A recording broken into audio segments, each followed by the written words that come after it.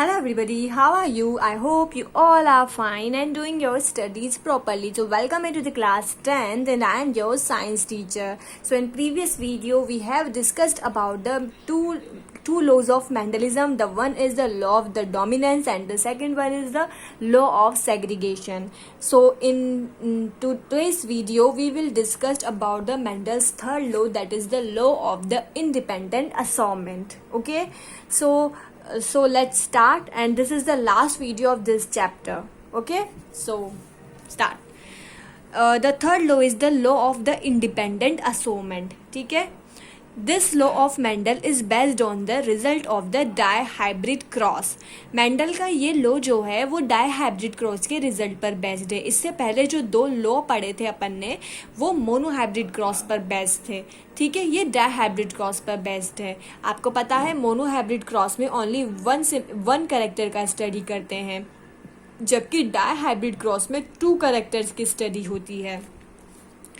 According to this law, the alleles of 2 or more different genes get sorted into the gametes independently of one another. इस law के according क्या होता है, 2 different alleles के jeans जो होते हैं वो गैमेट्स में इंडिपेंडेंटली सेपरेट हो जाते हैं या सॉर्टेड हो जाते हैं. एक दूसरे दोनों एलील्स जो डिफरेंट कैरेक्टर के दोनों एलील्स जो होते हैं, एक एलील के दोनों जीन्स जो होते हैं वो गैमेट्स में डिफरेंटली सेपरेट हो जाते हैं. इन अदर वर्ड्स, हम दूसरे वर्ड्स में कह सकते हैं कि that allele gamete receive from one gene does not influence the allele received from the another gene. ठीक है, अदर वर्ड्स में हम कह सकते हैं कि एलील का एक जीन जो होता है वो दूसरे जीन से इन्फ्लुएंस नहीं होता है, यानी कि ये दोनों जीन एक दूसरे को इफेक्ट नहीं करते हैं. ठीक है, गैमेट्स में जब ये दोनों जीन एक दूसरे से सेपरेट होकर जाते हैं तो ये दोनों जीन एक दूसरे को इफेक्ट नहीं करते हैं. Therefore it is called law of independent assortment. इसी वजह से इसे लॉ ऑफ इंडिपेंडेंट असॉर्टमेंट बोलते हैं. ठीक है, क्योंकि एक दूसरे से इजीली सेपरेट हो जाते हैं और एक दूसरे को इफेक्ट भी नहीं डालते, यानी कि इन्फ्लुएंस भी नहीं करते, मतलब ये इंडिपेंडेंट होते हैं. इस वजह से इसे लॉ ऑफ इंडिपेंडेंट कहते हैं. क्यों? क्योंकि दोनों जीन्स और दोनों जीन्स के कैरेक्टर जो होते हैं इंडिपेंडेंट होते हैं. ठीक है, अब अपन इसको एक एग्जाम्पल से एक्सप्लेन कर सकते हैं. ठीक है, अब वो एग्जाम्पल क्या है, when homozygous round and yellow. Homozygous मतलब दोनों ही सेम हो. देखो कैपिटल क्या वाई कैपिटल वाई है, कैपिटल आर है. यहाँ पर वाई येलो को डिनोट करता है और आर जो है आपका राउंड को डिनोट करता है, और दोनों कैपिटल है इसलिए ये होमोजाइगस राउंड येलो है. सीड ऑफ पी प्लांट, तो अपन homozygous yellow seed pea plant के क्रॉस रिंकल्ड ग्रीन, यानी कि रिंकल्ड का मतलब रिंकल्ड का मतलब स्मॉल आर और ग्रीन का मतलब स्मॉल वाई, दोनों ही होमोजाइगस हैं. पी प्लांट का क्रॉस करवाते हैं तो F1 जनरेशन में अपने को सारे प्लांट कैसे मिलते हैं, राउंड येलो मिलते हैं. राउंड येलो में भी कौन से, ये तो थे होमोजाइगस, लेकिन अपने को जब दोनों का क्रॉस करवाते हैं तो हेट्रोजाइगस राउंड येलो मिलते हैं. कैसे, capital Y capital R small R. देखो अपन ने क्या किया, होमोजाइगस राउंड येलो और होमोजाइगस ग्रीन को एज अ पेरेंट्स लेके क्रॉस करवाया, तो अपने को F1 जनरेशन में कैसे प्लांट मिले, अपने को मिले राउंड येलो, लेकिन वो हेट्रोजाइगस थे क्योंकि एक कैपिटल वाई स्मॉल वाई है, कैपिटल आर स्मॉल आर है, तो ये हेट्रोजाइगस है. जबकि सेम है तो ये होमोजाइगस. तो F1 जनरेशन में अपने को राउंड येलो वाले प्लांट मिले. ठीक है, अच्छा इसका एक चीज आपको याद रखनी है कि when the F1 hybrid are allowed to cross, जब अब जो F1 हाइब्रिड वाले जो प्लांट मिलते हैं, जब अपन इनका भी क्रॉस करवाते हैं तो they produce 4 type of seed in F2 generation. तो ये F2 जनरेशन में 4 टाइप के सीड प्रेजेंट करते हैं. अब इनका भी वापस से क्रॉस करवाते हैं तो अपने को 4 टाइप के सीड मिलते हैं. किसमें, F2 जनरेशन में. और उनका रेशो फिनोटिपिक रेशो 9:3:3:1 होता है और उनका जीनोटिपिक रेशो 1:2:2:2. आप ऐसे इसको याद कर सकते हैं 12 24 12 12 1. ठीक है, 12 24 12 12 1, यानी कि ये इनका जीनोटिपिक रेशो होता है. अब पहले अपन ने होमोजाइगस क्रॉस तो करा दिया, अपने को सारे राउंड येलो मिल गए. अब अपन इसका भी वापस से क्रॉस कराते हैं, तो पहले इसकी गैमेट्स बनाते हैं. गैमेट्स कैसे बनाएंगे, ये देखो गैमेट्स कैसे बनाने हैं. ये capital Y capital R small R, आप दोनों का एक एक लेके गैमेट बनाओ. पहले कैपिटल वाई और कैपिटल आर ले लो, उसके बाद कैपिटल वाई और स्मॉल आर ले लो. 2 बार यूज में आ गया। अब स्मॉल वाई और कैपिटल आर ले लो, फिर स्मॉल वाई स्मॉल आर ले लो, तो ये 4 गैमेट बन गए। अब ऐसे बॉक्स बनाएंगे, इन चारों गैमेट को यहाँ भी लिख देंगे, इन चारों गैमेट को यहाँ भी लिख देंगे और मेल और फीमेल का साइन लगा देंगे। अब क्रॉस करवाएंगे, इन दोनों का क्रॉस कराया तो कैपिटल वाई कैपिटल आर, इन दोनों का क्रॉस करवाया तो capital Y capital small R, इन दोनों का क्रॉस करवाया तो कैपिटल वाई कैपिटल आर, इन दोनों का क्रॉस कराया तो capital Y capital R small R. वैसे ही अब इन दोनों का ये, इन दोनों का ये, इन दोनों का ये, इन दोनों, फिर इसके बाद इन दोनों का ये, तो ऐसे क्रॉस कराया। ठीक है, इस क्रॉस कराने ये अपन ने क्रॉस कराया तो अपने को प्लांट्स मिल गए यहाँ पर बहुत सारे। ठीक है, ये सब क्रॉस आप अपनी नोटबुक में कराना, इसको बनाकर देखना और लिख के देखना, क्योंकि बहुत इंपॉर्टेंट है। जब भी आपको लॉ ऑफ इंडिपेंडेंट असॉर्टमेंट पूछे या फिर आपसे पूछे कि डाई हाइब्रिड क्रॉस को एक्सप्लेन करो, ठीक है, दोनों तरीके से क्वेश्चन बन सकता है कि लॉ ऑफ इंडिपेंडेंट असॉर्टमेंट को एक्सप्लेन करो या डाई हाइब्रिड क्रॉस को एक्सप्लेन करो, तो दोनों में ही ये वाला डायग्राम ही आपके आएगा। ठीक है, आ गई बात समझ में। तो इसका जो फिनोटिपिक रेशो है, फिनोटिपिक रेशो का मतलब मैं आपको पहले भी बता चुकी हूँ, जो रेशो ओनली बाहर से देखने पर पता लग जाए। यानी कि देखो, बाहर से देखने पर पता चल रहा है येलो राउंड, बाहर से देखने पर येलो राउंड वाले कितने हैं, 1 2 3 4 5 6 7 8 है ना, 9 आपके येलो राउंड वाले हैं। ग्रीन राउंड कितने हैं, ग्रीन राउंड वाले कितने हैं जिनमें स्मॉल वाई होगा, ये देखो ग्रीन, ये तो ग्रीन रिंकल्ड है, ये रहा ग्रीन राउंड, जिनमें स्मॉल वाई होगा वो ग्रीन होगा, स्मॉल वाई यानी कि ग्रीन राउंड। ठीक है, और स्मॉल वाई और किस में है, और कहीं स्मॉल वाई दिख रहा है जिसमें दोनों स्मॉल वाई हो, इसमें हाँ ये तीनों ग्रीन राउंड है। फिर येलो और रिंकल्ड जिसमें स्मॉल आर और कैपिटल वाई हो, स्मॉल आर देखो दोनों में स्मॉल आर, ये तो ग्रीन, येलो रिंकल्ड एक है ना, 2 येलो रिंकल्ड, 3 येलो रिंकल्ड है, और ग्रीन रिंकल्ड एक है, ये देखो जिसमें दोनों small Y small R, green wrinkled.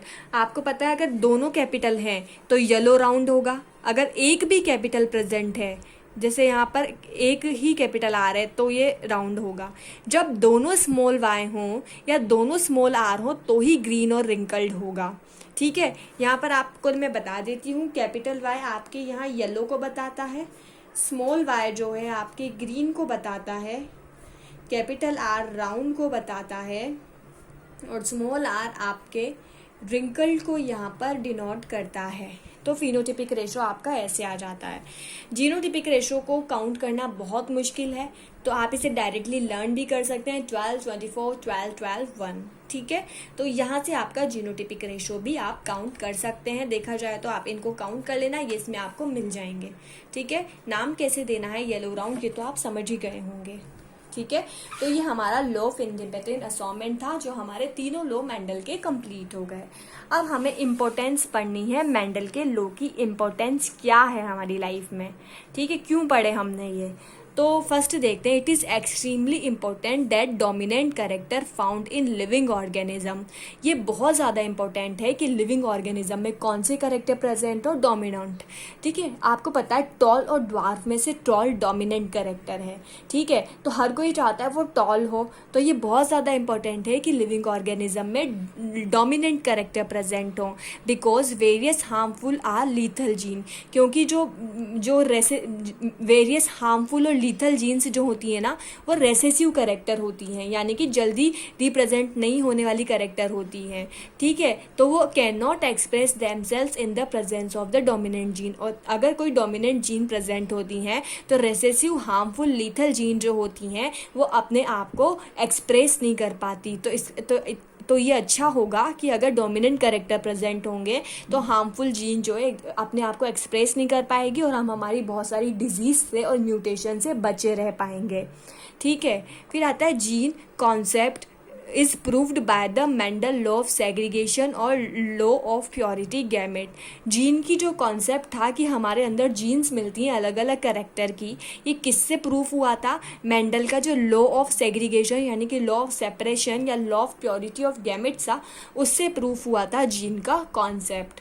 ठीक है। According to the law of segregation one gene has 2 alleles.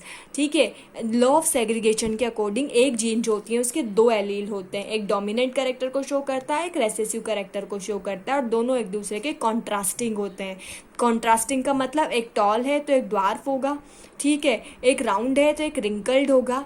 तो according to law of segregation एक जीन जो होते हैं इसके 2 एलील होते हैं, और ये दोनों एलील 2 कॉन्ट्रास्टिंग ट्रैट्स यानी कॉन्ट्रास्टिंग कैरेक्टर को शो करते हैं, जैसे टॉल और ड्वार्फ, ग्रीन और येलो, ऐसे कॉन्ट्रास्टिंग कैरेक्टर को शो करते हैं। न्यू कैरेक्टर यानी कि new traits is cross hybrid can be better understood by Mendel's law. जो हमारे अंदर जो नए कैरेक्टर आते हैं, कुछ कैरेक्टर हमारे अंदर ऐसे होते हैं जो हमारे पेरेंट्स के अंदर तो नहीं होते लेकिन हम में आ जाते हैं, तो वो न्यू कैरेक्टर हमारे अंदर क्रॉस हाइब्रिडाइजेशन की वजह से आते हैं। ठीक है, और इस क्रॉस हाइब्रिडाइजेशन को मेंडल्स लॉ से इजीली एक्सप्लेन किया जा सकता है या फिर समझा जा सकता है। ठीक है, by the process of crossing over useless traits can be removed.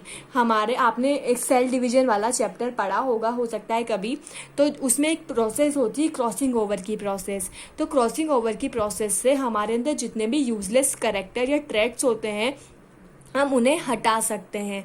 While useful traits can be brought in a specific generation, जबकि जो यूजफुल कैरेक्टर होते हैं उसे हम किसी स्पेसिफिक जनरेशन में ला सकते हैं। ठीक है, आगे बात समझ में। By the use of Mendel's law, disease disinfectant and improved varieties of plant can be developed and obtained। अब अपन क्या करते हैं, मेंडल का यूज करके अपन डिजीज डिसइंफेक्टेंट यानी कि डिजीज रेजिस्टेंस वाले प्लांट डेवलप कर सकते हैं जिनमें कोई डिजीज नहीं हो। क्योंकि अपन क्या करेंगे कि मेंडल्स लॉ से क्या करेंगे कि क्रॉस हाइब्रिडाइजेशन से कुछ ऐसे करेक्टर प्लांट में डेवलप कर देंगे जो डिजीज रेजिस्टेंट हो यानी डिजीज डिसइंफेक्टेंट हो, जिससे प्लांट में कोई भी डिजीज नहीं हो। ये किससे हो सकता है, मेंडल्स लॉ से ये पॉसिबल हो सकता है। The branch of science which deals with the development of the human being is Eugenix.